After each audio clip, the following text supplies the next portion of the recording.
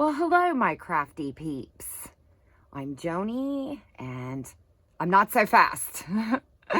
I'm a very slow person. I wanted to give an update and share, a little detailed tour of the button and bead and fabric corner of my room. So I have been working on this. I really like the idea of sharing as I go along because I like watching people share as they're going along. So I want to kind of emulate that. And I enjoy those videos very much. And I thought, I would share how my adventure is going. But here is my fabric and bead and button station. This is kind of my corner here, and I am actually loving it. It's maybe a little polishing here or there. There's still some space for more things.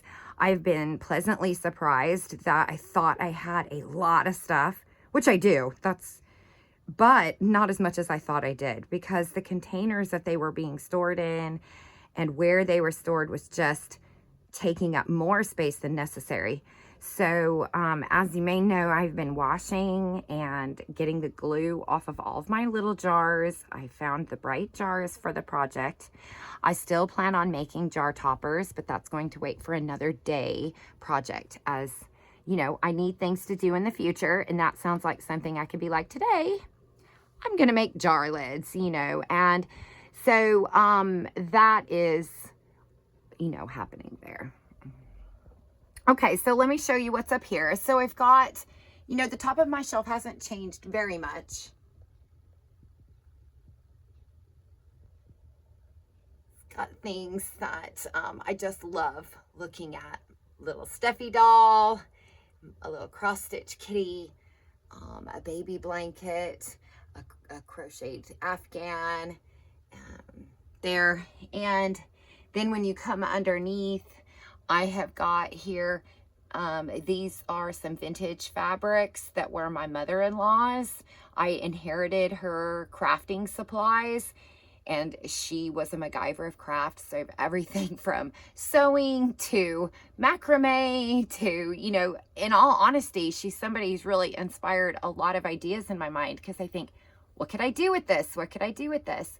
But I have that, some of hers, and then this is hers. So when I inherited it, once the kids got older and she started working, it stood still. So her crafting supplies came to me, around the 70s and 80s decade, that split of a decade. So everything there is just stuck in time. And I found that to be really fun. Even, so much as this little furry trim here that she has just wrapped around an old snap card, I think that is. And I thought that was cool. So I wanted to leave that out so I could see it. This was also something else that I got from her, and just little drawers. I've got pom-pom makers and needles up there. This one's empty, so that's fabulous. And this one has my little tags that say like handmade, buttons and things that say handmade that can stick on stuff. These are some of my fabrics. I just folded them up and stuck them on there. They're very colorful and pretty there. And yeah, that's like scrap fabrics, like little bits and pieces. There's 3. That's my teddy bear from when I was a baby. And then under here, this little shelf I added. This was actually a shelf that I had in my other house. I had bought a ton of this fabric. This needs to be washed. I did get it out of the garage, or the basement rather. And I didn't bother to wash it because I wasn't sure if I was going to like it. And then I stuck it up there, and then I liked it, and then I put crap on it. And now I have to take the crap off it to wash it. So let's be honest, it's not going to get washed. I'll probably do something to it. Maybe one day I might go, you idiot, you just have, you just half-assed it. So now what are you going to do? Anyway, I still do not care for these containers, but they're there for now. They're going to stay there until I come up with something else for storing those kinds of things. And as you can see, they're the stuff that you kind of need in these, these are empty. The stuff you kind of need in these containers are there. You have like 3 or 4 beads of something. So they're there. I put my little wooden beads there except for one jar, but it didn't fit. And I liked that there. I thought that was kind of cute. The jingle bells are over here. I've got my tools, like jewelry making tools there. Okay. And then, you know, I made all the little bitty jars, and it's just the way the light comes in, it's sparkly and shiny. There's baby Penny.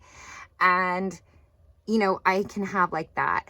So I really like being able to see everything, and it kind of adds some sparkle.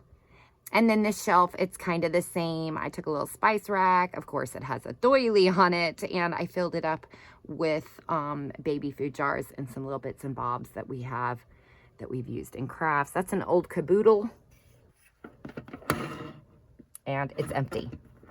So that also was one of those time capsule pieces. I've got some seed beads, and then this is a Lazy Susan that, of course, covered with a doily and stuck, you know, some of those types of beads there. These were hiding in a closet for a couple of years and unable to really get to them. So they're now here where we can use them. So I'm looking forward to playing with those things soon. And then on the shelf underneath, the top shelf, I have put books that I'm going to, you know, use in my journaling or my projects. There's everything from yearbooks to, you know, I think this is super cool. I don't know what I'm going to do with it, but I found it. It's a wedding album, but it's an old one. And so it's just the fabric and stuff is so cool. It's very aged. And then there's some doll house books and things like that, quilting books. So some of these are all my comic books and, you know, that kind of stuff that I would use. So some of these things would get cut up, some won't, but nonetheless. And then I found these. I want to do these for Booze Day Tuesday, where I'm going to start putting my wee one stuff. And then I put all of my crafts under here. I mean, my fabrics under here. So I just folded them. These went downstairs and collected all of the fabrics that I had left from my sewing days and folded them up nice, and they're there. So I can get those used up now. My sewing machine is here, and these are some, you know, old laces I just got recently, so they don't have a home. I'm gonna have to, you know, but, you know, it's still space. So when these are gone, and this is just a little box of like smaller fabrics bits, so those would be great. And underneath this is my grandmother's sewing table. So underneath here, I've got my patterns, which I had moved from a different location, so now they're easier for me to get to. And this is all patches.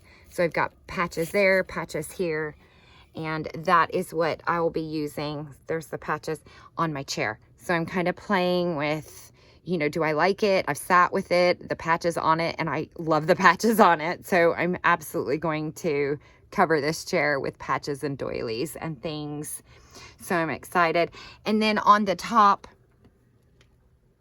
of the sewing, I didn't want to cover my beautiful tapestry. Look how gorgeous that is. My mother got me that. So my sewing machine was up here, and it was just blocking my view, and it was bugging me. So it's convenient enough to pick up, so it's not a big deal. I can put it up here, put it on my space. And then I thought, you know, I don't know how this is going to work at the moment, but it's here now for the video. You know, more of the packaging that's never been opened. I love that. And some eyelets. And I have to laugh. These were in my stash. And these are about 30 years old. And I had a giggle because I thought, oh my God, I now own vintage supplies. Like I've gotten older. I've grown old. So that's where that is. But I think I found a video or a few of them on making an ironing, because I've got that works. And so I wanted to use, you know, have my small iron up here. And I think I'm going to make an iron board here so that I can iron out things. And just a small one. I've got some wood downstairs. I've got everything I need to make it so it could live there. And I think that might really be good. I won't have to drag out the big ironing board. So there it is. I'm quite happy with it. You know, other than some buffs here or there, you know, like I said, I was surprised I even still had room for things. I've got extra little jars under here. So there's empties lying around. And, you know, we're working through our mess, as I said. I'm working through my mess. I'm going to try not to be buying things. Things only come in trades, and emptying out what I have. All right. I'm actually going to take a break from cleaning now. I feel like I need to craft. So it's clean enough to the point where I feel like I need to make it messy. My desk needs mess. So I'm going to mess it up, and then I will come back and clean some more and share some more of my progress. Goodbye.